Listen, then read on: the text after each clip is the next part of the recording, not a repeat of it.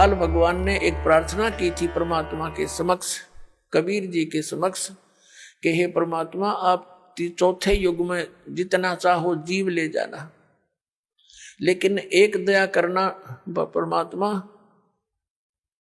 कि जोर जबरदस्ती ना करना। सतकल युग में जब आप ले जाओ, अपना ज्ञान देना, आपका ज्ञान ग्रहण करें वो आपके हो जा, और मेरे ज्ञान को माने वो मेरे पास रह जा, मेरा आहार बने रहे। जबरदस्ती ना करना, और अपना ज्ञान समझा के कितने ले जाना।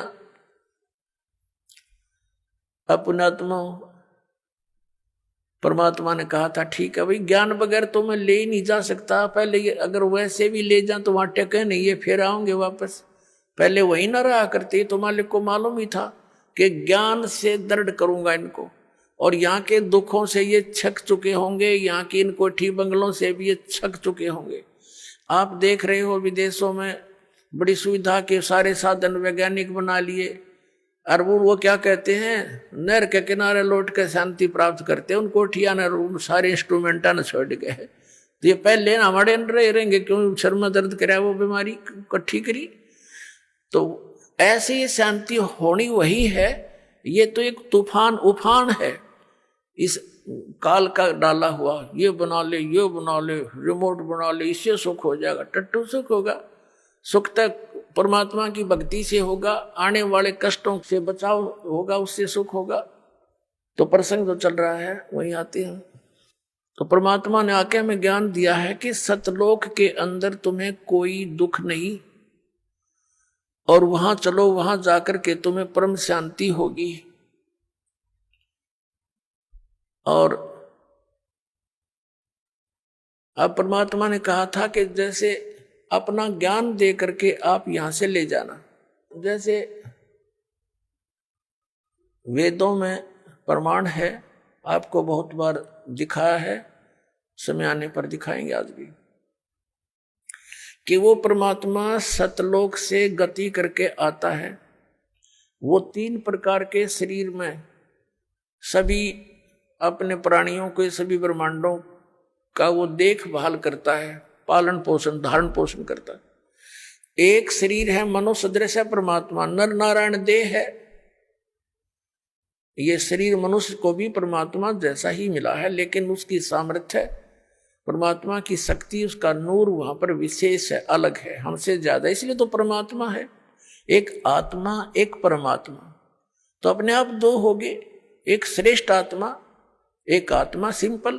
तो ऐसे एक राजा, एक मनुष्य,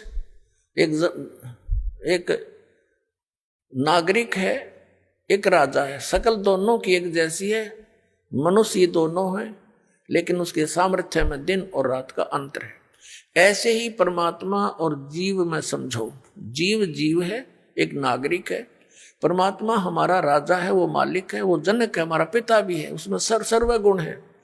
तुमेव माता च पिता तुमेव बंधु च सखा तुमेव, तो उसके अंदर सभी गुण है परमात्मा के अंदर। वो सबका भ्रातर भी वही है, माता यानी जनक भी वही है, पालक पिता भी वही है, बंधु असली साथी भी वही है, और मित्र भी वही है, बंधु यानी भाईचारा वही है। तो उन्होंने,